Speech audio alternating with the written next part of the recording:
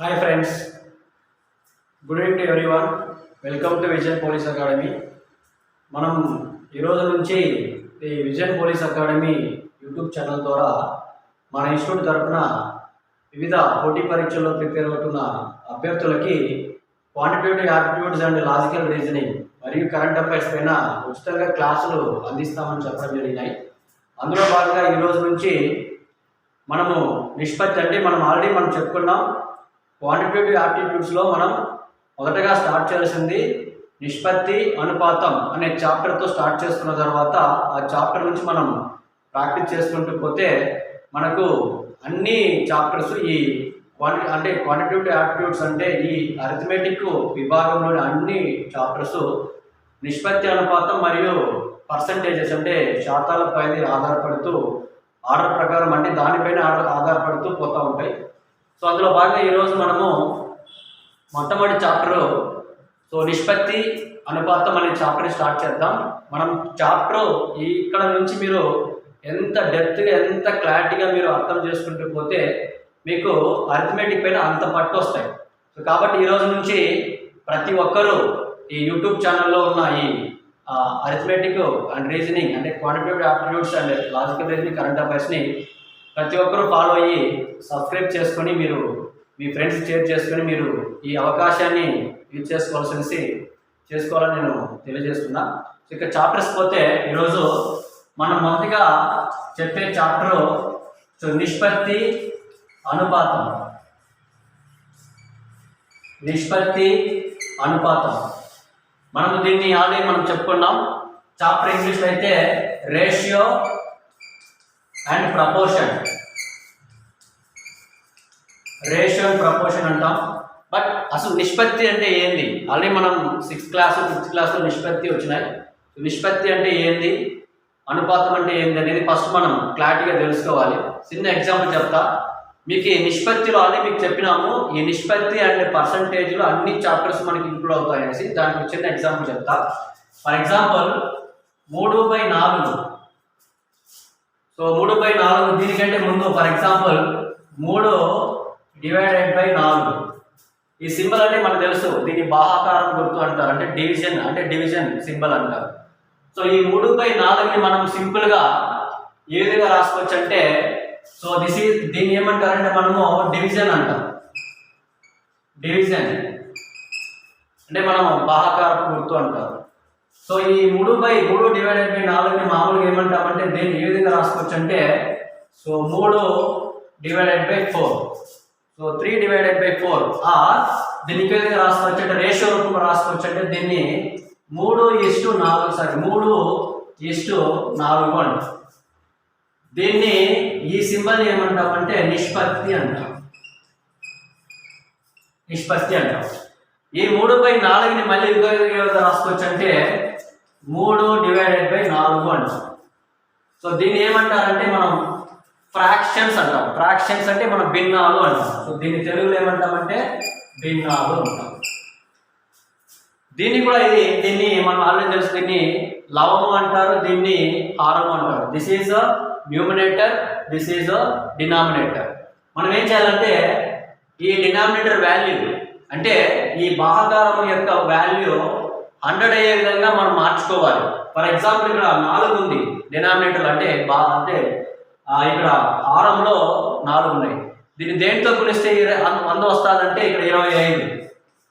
So ఇక్కడ ఈ డినామినేటర్ని దేంతో గుణిస్తే 25 వస్తుందో అదేవిధంగా హారంని కూడా లవంని కూడా దాంతోనే గుణించాలి. ఇప్పుడు ఏమవుతుందంటే ఇక్కడ 25. సో ఇక్కడ ఏమవుతుంది 25 × 3 అంటే ఇదేమవుతుంది 75/25 × 4 అంటే ఏమవుతుంది 100. ఈ విధంగా హారంలో 100 వచ్చింది అనుకోండి, హారంలో 100 వచ్చేదాన్ని 100 వస్తే దాన్ని ఏ విధంగా మార్చుకోవచ్చు అంటే 75%. సో హారంలో ఎప్పుడైతే 100 వస్తుందో అది దేన్ని సూచిస్తుందంటే శాతాన్ని సూచిస్తాయి. సో ఈ సింబల్ ఏమంటామంటే మనము శాతము అంటాం. అర్థమైందా? అంటే చూడండి ఇక్కడ ఒక డివిజిబుల్ అంటే డివిజన్ సింబల్ నుంచి రేషియో ఎలా వస్తుంది, రేషియో నుంచి మళ్ళీ ఫ్రాక్షన్ వస్తుంది, ఫ్రాక్షన్ నుంచి మళ్ళీ శాతం వస్తాయి. మళ్ళీ శాతాన్ని కూడా మళ్ళీ ఇంకో విధంగా రాసుకోవచ్చు. అంటే శాతం మళ్ళీ దీన్ని ఏం రాసుకోవచ్చు, పాయింట్ కూడా రాసుకోవచ్చు, డెసిమల్ 0.75. 75% అంటే దాన్ని 0.75 అంటే డెసిమల్. దీని ఏమంటారంటే దీన్ని ఏమంటారు, డెసిమల్స్ అంటారు. సో దీన్ని డెసిమల్ అంటారు ఈ సింబల్. సో ఈ విధంగా మీకు జస్ట్ కాన్సెప్ట్ అంటే శాతం అంటే ఏ విధంగా ఎన్ని విధాలుగా వస్తాయంటే ఒక డివిజన్ని తీసుకునేసి దాన్ని ఇన్ని విధాలుగా మార్చుకోవచ్చు. సో మీకు ఇప్పుడే క్లారిటీ వచ్చింది. ఫర్ ఎగ్జాంపుల్ శాతం అంటే for example sum A by బిని మనం శాతం రూపంలో ఏ విధంగా రాసుకోవాలంటే this is nothing but A/B. మీకు ఈ చాప్టర్లో ఏ బై బి ఉంటే దాని మీనింగ్ ఏంటంటే నిష్పత్తి అంటే A/B ఉన్నట్టు. ఒకవేళ A/B ఉంటే దాన్ని ఏ విధంగా మార్చుకోవచ్చు అంటే ఏ బై బిగా మార్చుకోవచ్చు. అర్థమైందా? ఇది ఫస్ట్ కాన్సెప్ట్. సో ఇది నిష్పత్తి. దెన్ వాట్ అవుట్ అనుపాతం అంటే ఏంది? చిన్న ఎగ్జాంపుల్ చెప్తా. ఒక గ్లాస్ ఉందనుకోండి. ఒక గ్లాస్ అంటే 2 గ్లాస్ ఉన్నాయి. సో 2 గ్లాసులో ఈ గ్లాసు ఏ గ్లాస్ అనుకోండి, ఈ గ్లాసులో బి గ్లాస్ అనుకోండి. ఈ గ్లాసులో ఒక 500 ml మిల్క్ ఆర్ వాటర్ మీ ఇష్టం. 500 ml మిల్క్ ఉందనుకోండి. ఈ బి అనే గ్లాసులో ఒక 750 ml వాటర్ కానీ మిల్క్ కానీ ఉందనుకోండి.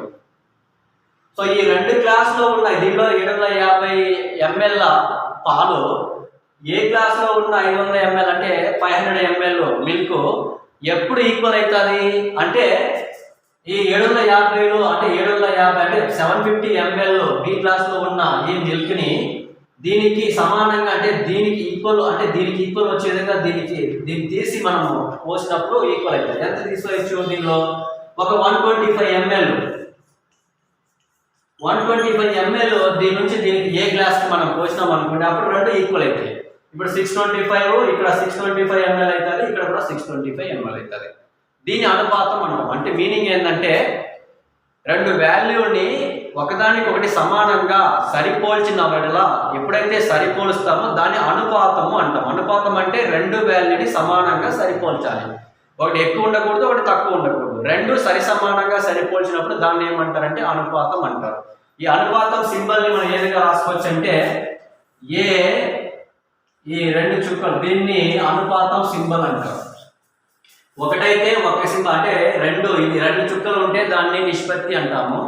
ఈ 2 చుక్కలు ఇక్కడ ఈ విధంగా ఈ సింబల్ ఉంటే దాన్ని ఏమంటామంటే అనుపాతం అంటారు. ఈ రెండు చుక్కలు అంటే అనుపాతము, ఈ చుక్క ఈ నిష్పత్తి. ఈ 2 నిష్పత్తి మరియు ఈ అనుపాతం ఈ 2 గురించి చెప్పడమే ఈ నిష్పత్తి అనుపాతం.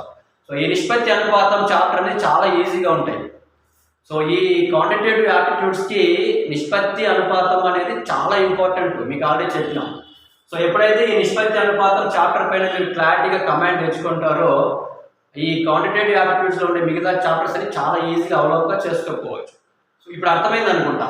నిష్పత్తి అంటే ఏది, అనుపాతం అంటే ఏది. నిష్పత్తి అంటే సో ఈస్టు అంటే ఫర్ ఎగ్జాంపుల్ 3:4 దీన్ని ఏ విధంగా రాసుకోవచ్చు, 3/4గా రాసుకోవచ్చు. నిష్పత్తి అంటే సింబల్ ఇది. ఒకవేళ 3/4 ఉంటే దీన్ని ఏ విధంగా నిష్పత్తి రూపంలో మార్చుకోవచ్చు అంటే 3:4గా రాసుకోవచ్చు. అదే అనుపాతం అనుకోండి. అనుపాతం అంటే 2 వాల్యూని సరిపోల్చడం. ఫర్ ఎగ్జాంపుల్కి ఈ అనుపాతాన్ని ఏ విధంగా మార్చుకోవచ్చు ఇంతవరకు మీకు అర్థమైంది అనుకుంటా. సో నెక్స్ట్ అనుపాతం మీకు ఆల్రెడీ చెప్పినాము. సో ఇప్పుడు చూడండి 2 వాల్యూస్ ఉందనుకోండి. ఫర్ ఎగ్జాంపుల్ A/B మనకు అనుపాతం సింబల్ ఏం చెప్పినాము, ఈ చుక్క, దీన్ని అనుపాతం సింబల్ అంటాం. సపోజ్ C/D దీని అనుపాతంలోకి మార్చండి అంటే ఏ విధంగా మార్చాలంటే చూడండి, ఇది మొదటి విలువ, దీన్ని ఏమంటారు మొదటి పదము అంటారు. దీన్ని ఏమంటారంటే అంత్య పదము అంటారు. చివరి పదం అంటే అంత్య పదం అన్న ఒకటి. సో ఈ మొదటి పదానికి ఈ అంత్య పదానికి మధ్యలో ఈ 2 ఉన్నాయి కాబట్టి దీన్ని ఏమంటారంటే మధ్య పదము అంటారు.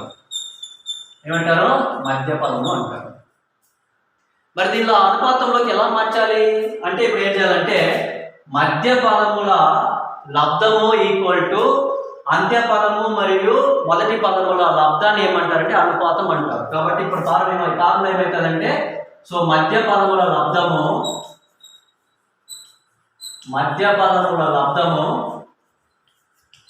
ఈక్వల్స్ టు అంత్య మరియు మొదటి పదముల లబ్ధము. అంటే చూడండి, దీనిలో మధ్య పదం లబ్ధం ఏమైతుంది? లబ్ధం అంటే ఏంటి? గుణకారం ఇంటూ. సో మధ్య పదం అంటే B into C. So that is BC, that is equals to దీనిలో మొదటి పదము మరియు అంత్య పదం లబ్ధం అంటే మొదటి పదము ఏ, అంత్య పదము డి అంటే ఏమొస్తుంది? ఏడి వస్తుంది. BC equal to AD. ఈ విధంగా మార్చడాన్ని మనం ఏమంటామంటే అనుపాతంలోకి మార్చామని. సో మీకు ప్రాబ్లం చేస్తూ ఉంటే మీకు అర్థమైంది. సో ఇంతవరకు క్లారిటీ వచ్చింది కదా. ఇప్పుడు ప్రాబ్లం తీసుకుందాం సింపుల్గా, అంటే బేసిక్ నుంచి ప్రాబ్లం తీసుకుంటూ పోదాం. సో ఏ విధంగా వస్తారో ఒకసారి చూద్దాం. ఫర్ ఎగ్జాంపుల్ ఇక్కడ ఒక రేషియోని తీసుకుంటాం. ఫర్ ఎగ్జాంపుల్ సో ఫస్ట్ ఒక క్వశ్చన్ తీసుకుంటాం. సో A/B ఈక్వల్ టు 3:4 అనేది ఒక ratio, and B/C equals to 2:5 అనేది ఇంకొక రేషియో, ఇంకో నిష్పత్తి. అయితే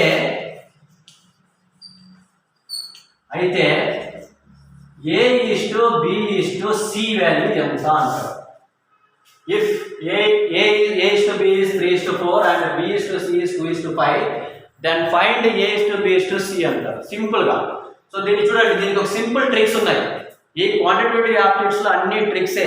ఎందుకంటే మనం కాంపిటేటివ్ అంటే మీకు కాంపిటేటివ్ ఎగ్జామినేషన్ లో మీరు మొత్తం ఎక్కువ రాయాల్సిన అవసరం లేదు, జస్ట్ ట్రిక్స్ ఫాలో అవ్వాలి. సో ఫ్రాక్షన్ ఎందుకంటే మీకు మొత్తం పేపర్ మొత్తం 3 గంటల్లో రాయాలి, లేదు ఒక 2 గంటల్లో రాయాలనుకోండి. 1.5 అవర్ 2 అవర్స్లో 1.5 అవర్లో రాయాలనుకోండి. సో దీనిలో మ్యాథమెటిక్స్ అంటే మొత్తం బబుల్స్ ఉండడమే. ప్రిలిమినరీ మెయిన్స్ ఉంటాయి. సో కొన్ని ఎగ్జామ్స్లో ప్రిలిమినరీ ఉంటాయి, లైక్ గ్రూప్ 1 టైప్స్ ఎగ్జామ్స్లో ప్రిలిమినరీ ఉంటాయి, దాని తర్వాత మెయిన్స్ ఉంటాయి. మిగతా ఎగ్జామ్స్లో మనకి ఏముంటాయంటే ఇప్పుడు మళ్ళీ ఏపీపీఎస్సీ అయితే మళ్ళీ గ్రూప్ 2ని కూడా మళ్ళీ ఒకేసారి ప్రిలిమినరీ అంటే మీకు మెయిన్స్ లేకుండా చేయాలని చెప్పారు. మెయిన్స్లో అయినా మన గ్రూప్ 2లో ఏముంటాయంటే జస్ట్ బబుల్స్ ఉంటాయి. సో జస్ట్ మనం ఒక 1 to 2 సెకండ్స్ కానీ మ్యాక్సిమం ఒక 20 to 30 సెకండ్స్ మనం కంప్లీట్ చేయాలి ప్రాబ్లం. అలా చేస్తేనే మనకు టైం మేనేజ్మెంట్ అయితే. సో చూడండి, ఫర్ ఎగ్జాంపుల్ మీకు జస్ట్ మీకు ఎగ్జామ్ ఇది అర్థం కావడం కోసం ఫార్ములా. సో A/B ఇచ్చినాడు అండ్ B/C ఇచ్చినాడు అనుకోండి. ఇప్పుడు A/B/C ఎలా ఫైండ్ అవుట్ చేయాలంటే సింపుల్గా చూడండి, A/B ఉన్నాయి. ఇక్కడ ఏమైంది? ఫస్ట్ రేషియో B అంటే Bతో స్టార్ట్ అవుతాయి. B రేషియో అని మళ్ళీ B కింద రాసుకుంటాం, B/C వేసుకుంటాం. దీన్ని ఎలా చేయాలంటే ఫర్ ఎగ్జాంపుల్ చూడండి, దీంతో మల్టిప్లైట్ చేస్తాం. ఫస్ట్ గుణిస్తాం, తర్వాత ఈ Bతో గుణిస్తాం, రెండో స్టెప్. తర్వాత Bని Cతో గుణిస్తాం. ఇలా గుణించినప్పుడు వచ్చేది A/B/C. అంటే ఇది A వాల్యూ, ఇది B వాల్యూ, ఇది C వాల్యూ వస్తాయి. సో ఇది ఫార్ములా, షార్ట్ కట్ ఫార్ములా. అదే ఇక్కడ చూడండి, A/B అంటే ఇక్కడ చూడండి, A/B అంటే A వాల్యూ 3 అని, B/4 అని, B వాల్యూ 4 అని. B/C అంటే ఇక్కడ B వాల్యూ 2 అని, C వాల్యూ 5 అని. సో కాబట్టి ఇప్పుడు ఏం చేసుకోవచ్చు? A/B అంటే ఫర్ ఎగ్జాంపుల్ ఈ విధంగా రాసుకోవచ్చు. A/B అంటే ఇక్కడ ఎంత వాల్యూ? 3:4. అండ్ B/C అంటే B వాల్యూ ఏం వేసుకున్నాము? ఇక్కడ B వాల్యూ కింద మళ్ళీ B వాల్యూ రాసుకున్నాం. కాబట్టి ఈ B వాల్యూ ఏంది? 2:5. సో దీన్ని ఏ విధంగా చేయాలి? ఫస్ట్ స్టెప్ ఏంటి? దీంతో గుణించాలి, అండ్ దీంతో గుణించాలి, అండ్ దీంతో గుణించాలి. సో అప్పుడు మీకు ఏమొస్తుంది?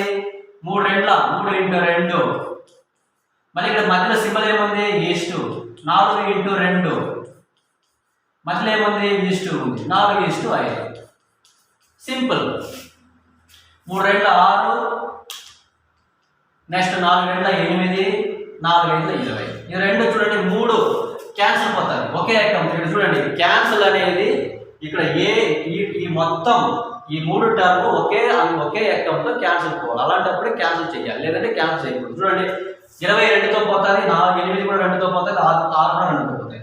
So 2 3 4 8, 2 10 20.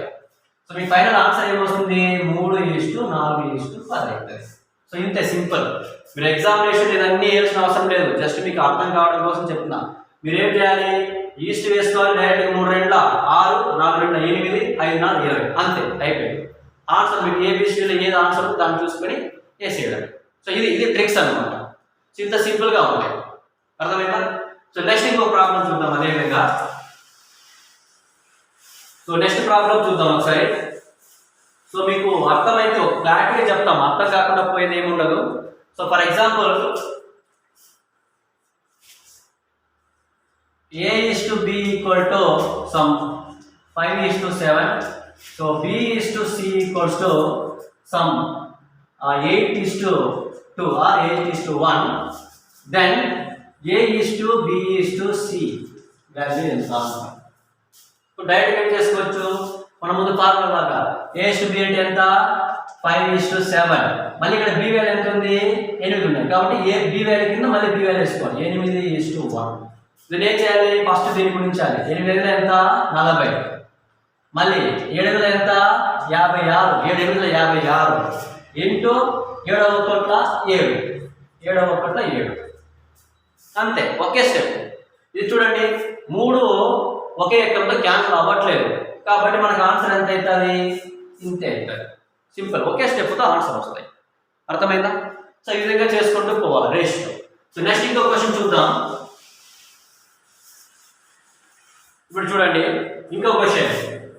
Suppose A/B equals to some 2:3. So C/D equals to some 2:1. Then A/B/C value ఎంత అంటారు. ఇక్కడ చూడండి ఫస్ట్ ఇక్కడ ఆర్డర్ మార్చుకోవాలి. ఇక్కడ A/B ఈ రేషియో వచ్చింది, మళ్ళీ నెక్స్ట్ కూడా దేంతో స్టార్ట్ అవ్వాలంటే B తోనే స్టార్ట్ అవ్వాలి. సో C/B ఓకే, C/B అంటే A/B ఈక్వల్ టు 2:3 అయితే నెక్స్ట్ రేషియో కూడా మనకు ఆర్డర్లోనే స్టార్ట్. ఇక్కడ ఎండ్ అయింది B తో ఎండ్ అయింది కాబట్టి ఇక్కడ స్టార్ట్ అయింది కూడా B తోనే రేషియో స్టార్ట్ అవ్వాలి. కానీ మనకి ఏముంది ఇక్కడ C/D ఉంది. దీన్ని ఏం చేయాలి, మార్చుకోవచ్చు. సో ఫస్ట్ B రావాలంటే B/C గా రాసుకుంటాం. B/C అంటే B వాల్యూ 1 అయితే 1:2 అవుతుంది, B/C అంటే 1:2 అవుతుంది. మీకు క్లారిటీ వచ్చింది అనుకుంటా. అంటే మార్చుకోవాలి, సో ఇంటర్చేంజ్ చేసుకోవాలి ఆర్డర్లో. ఇప్పుడు ఏమొస్తుంది, ఇప్పుడు దీన్ని ఏ విధంగా మార్చుకోవచ్చు, A/B అనేది 2:3. దీనిలో ఏ మార్పు లేదు, కానీ ఇక్కడ మనకి B/C రావాలా. B/C వస్తే మనం A/B/C చేసుకోవడానికి అవకాశం ఉంటాయి. ఇప్పుడు C/B ఉంటే దీన్ని B/C గా రాసుకోవచ్చు. సో B/C రాసుకుంటే ఏమవుతుంది, ఇక్కడ B వాల్యూ 1 అవుతుంది, C వాల్యూ 2 అవుతుంది కాబట్టి ఇక్కడ ఏమవుతుంది 1:2 అవుతుంది. నెక్స్ట్ మార్చుకోవడం, ఇంటర్చేంజ్ చేసుకోవడం. సో మళ్ళీ ఇప్పుడు ఏం చేసుకోవచ్చు, దీన్ని రేషియో ఫైండ్ అవుట్ చేయొచ్చు అంటే సో 2:3 రాసుకుంటాం, B వాల్యూ ఇక్కడ 1:2 రాస్తాం. ఇప్పుడు 2 1 2, నెక్స్ట్ 3 1 3 3 2 6. దట్స్ ఆల్, అంతే. సింపుల్ స్టెప్, సింపుల్గా వచ్చేస్తాయి ఆన్సర్. ఇది ఏ వాల్యూ అంటే ఇది A/B/C వాల్యూ.